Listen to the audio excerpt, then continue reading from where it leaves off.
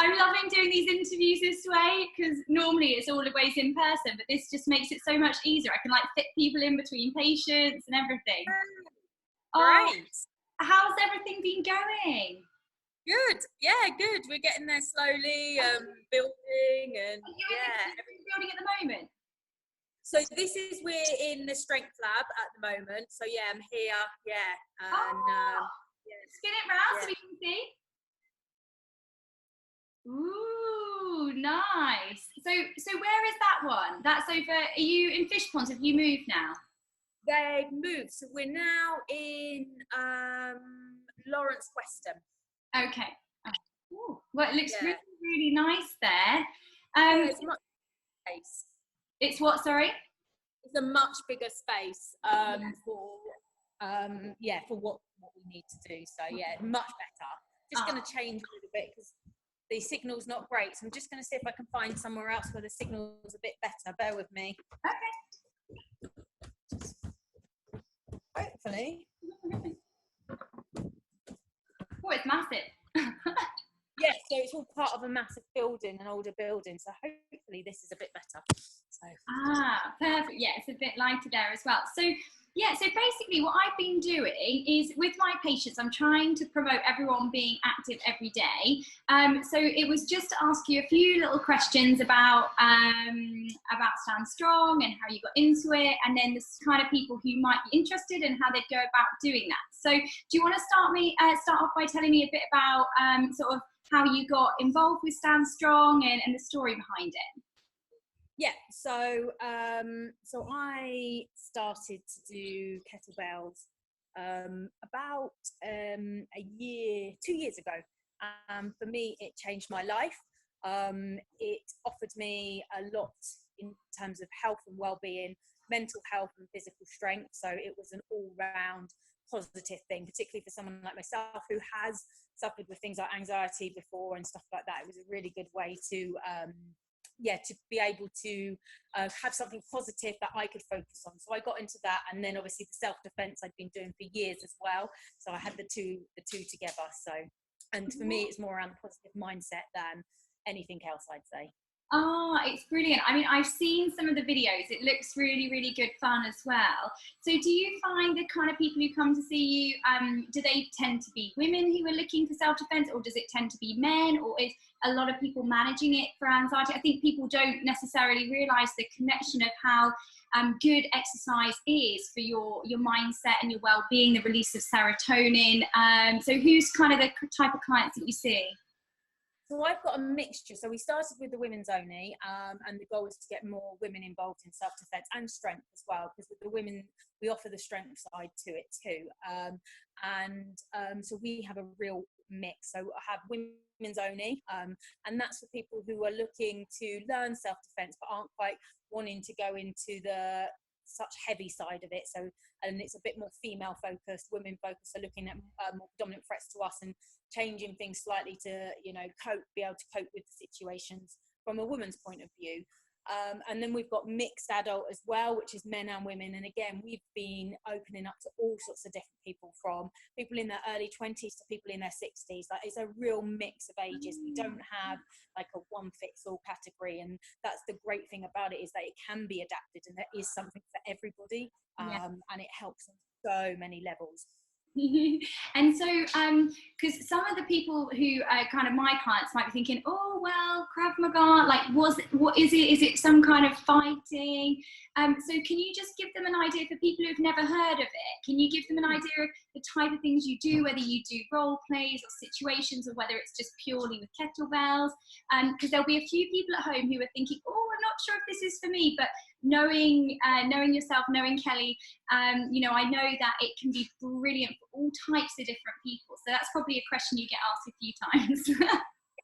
Absolutely. So Krav Maga is a self-defense system designed for all sorts of situations. It's designed for everyday life. So there's all sorts of elements to it. And a lot of it is around awareness. So actually being aware to avoid the situations in the first place. So we do a lot about understanding how to recognize danger and how to keep distance, how to calm situations down using our voices, and trying to, like I say, avoid fighting at all possible cases. Then there is technical side as well, so you will learn particular techniques, and then we do teach people, if the worst case comes to the worst and you have to fight, then we do teach techniques and like striking relevant combat for it. But again, a lot of what we do is teaching people to try and avoid stuff, because the last thing anyone wants to do is to get into a fight and get hurt. A lot of it's around confidence. So for me, for example, it's showing people how to set healthy boundaries that can be carried over into everyday life. It's helped, for example, myself on a personal level. So being able to walk away from negative situations, having that strength and the courage to say, you know what, I know enough, I'm walking away, rather than engaging in stuff like that. So that's a lot of what we do. Yeah, and also that kind of discipline is good as well. You know, discipline can be seen in lots of different ways, and I'm always trying to help train people in a physio side that, you know, you can do exercise even when you don't feel like it, and that's a discipline. And I think something where you're learning a form of self-defense can help you, like you say, recognize the situations, but also give people that confidence. You know, if you were walking home on your own, again, you would try and avoid that situation, I imagine, trying to with somebody else, but also being able to combine the two of strength-based training, helping to reduce your risk of osteoporosis, making sure you're getting that blood going, so reducing your risk of heart disease, cancer, stroke, and keeping weight down. So it's quite a fun way to do that, but at the same time giving people the self-confidence and the motivation. And also, is there a bit of a social side to it as well? What are your members like? Are they a bit of a family? I'm asking that question, but I kind of know the answer because I've seen a few videos and I've seen the pictures. So yeah, I'll throw that one back to you. Yeah, so we've got a really good community, and something that we are very proud of and created in Stand Strong is our values and our members. We see everyone as individuals and we want them to get the best out of their experience, and we encourage social. So we go out.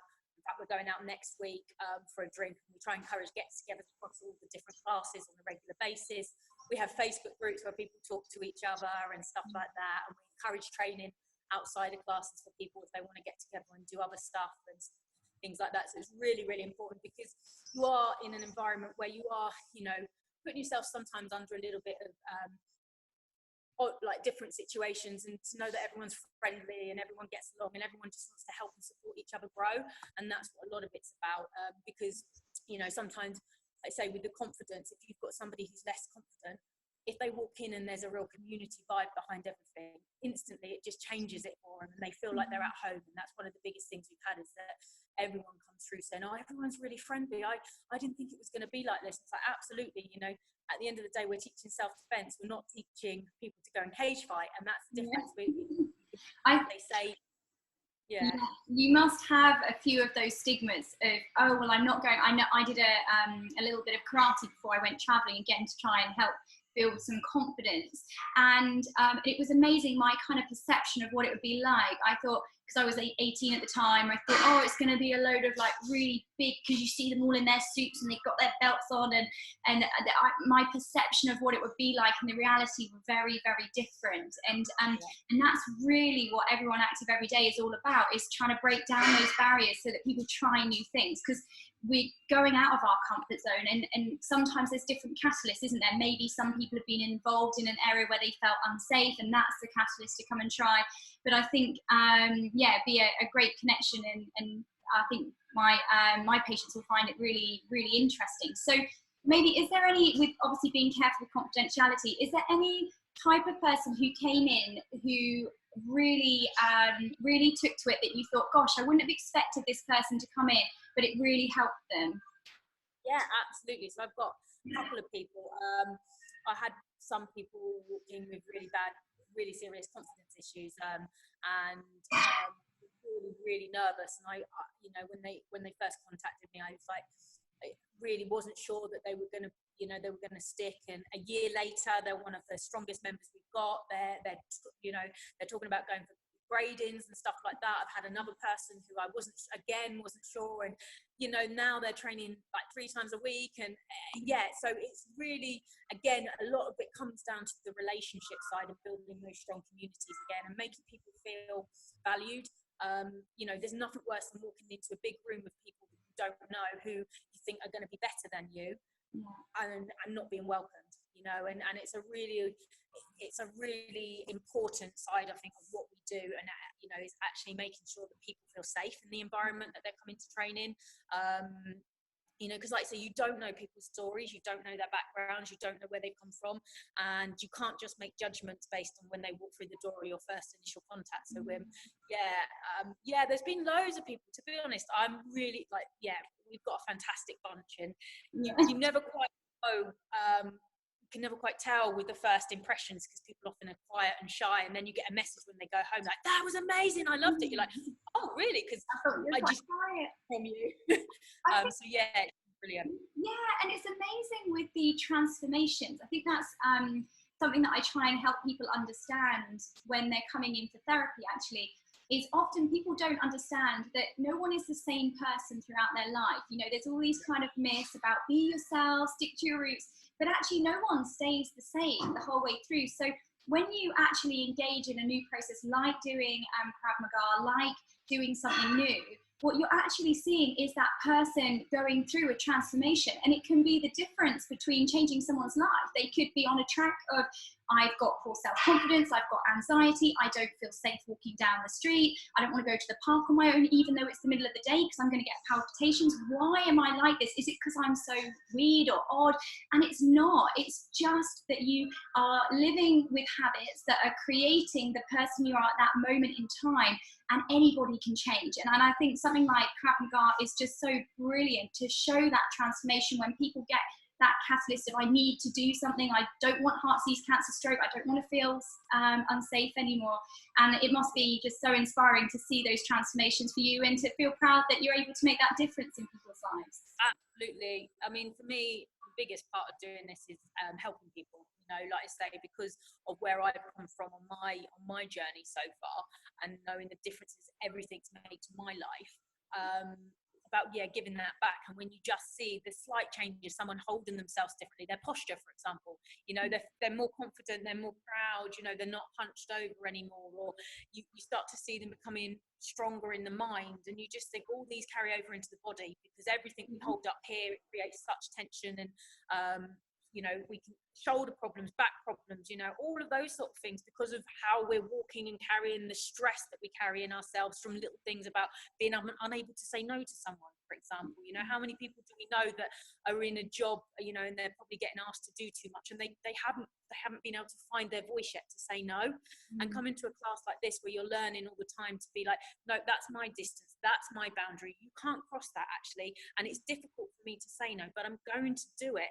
And that then carries over into everyday life, and then it has a massive carryover into your health. So little things like, say, for me, and work as well. I mean, just being able to change that. Yeah, absolutely. They're the wins that you look for. You know, I'm not, like I say, I'm not looking for people to be, you know, world-class fighters. What we're looking for is people to be able to carry this over into their everyday life, to feel safer, to feel stronger physically and mentally. In every aspect really, and that's what one of the big drivers is. And so just for people who might want to get involved, what does the average, because there'll be a few barriers if I'm not sure what it will be like. So what would a normal class sort of look like in terms of like welcoming them in? What kind of structure do you have? Just so that people get an idea, because sometimes the barrier is, oh, I don't know what it's going to be like. I'm not a gym person. I don't want, there were weights there. What are they going to make me do? Like, give people a bit of an idea. So we usually, obviously, we have our contacts. So depending how they've got in contact, we offer a telephone call as well. So when people first inquire, we always offer, would you like to talk on the phone? So we can explain exactly what it is we do. We always say, if you'd like to see more, you know, more things, please visit the Facebook page. You can get, you know, lots of pictures and videos and stuff like that. We ask questions like, what done in the past, so we can get a good understanding of their levels, so that we can adapt the lessons. You know, we always know who's coming through the door, so that we can plan appropriately for the right levels. And we always reassure people that, you know, this is about them, this is their experience, this isn't about me, this isn't about the next person who stood next to them, this is about them. So it's, our expectations are just come along and do your best. We aren't expecting anything other than you just to, you know yourself. So we do a lot of contact in the beginning, like I say, reassurance and stuff like that. We run a kind of more of a trial program to get people involved. So we say, by the trial pass, you can come in, have a few sessions and find if it's for you or not. You know, if it's not for you, then then you can walk away. If it is for you, then, you know, sign up. And again, the women's only, for example, we use kettlebells and mobility and strength, to add a bit more of the fitness element that way. And again, a lot of mobility and understanding in advance if people have got injuries, limitations. Like I say, we can then adapt as necessary. And like I say, it's about building people up. We don't want to come in and say like, right, you must do 50 burpees if you want to do crab. It's like, let's come in and where you're at, let's understand your level, and let's build you up slowly so that you feel comfortable and you want to keep coming back. And then we keep in regular contact and just ask, how's everything going, how did you find it, have you got any questions? And like I say, we're always open for people to call us and speak to us before coming along to get reassured and to ask any questions, because like I say, there's nothing worse. I know going to new classes how nerve-wracking it can be. So yeah, we want to be open from day one really with everyone.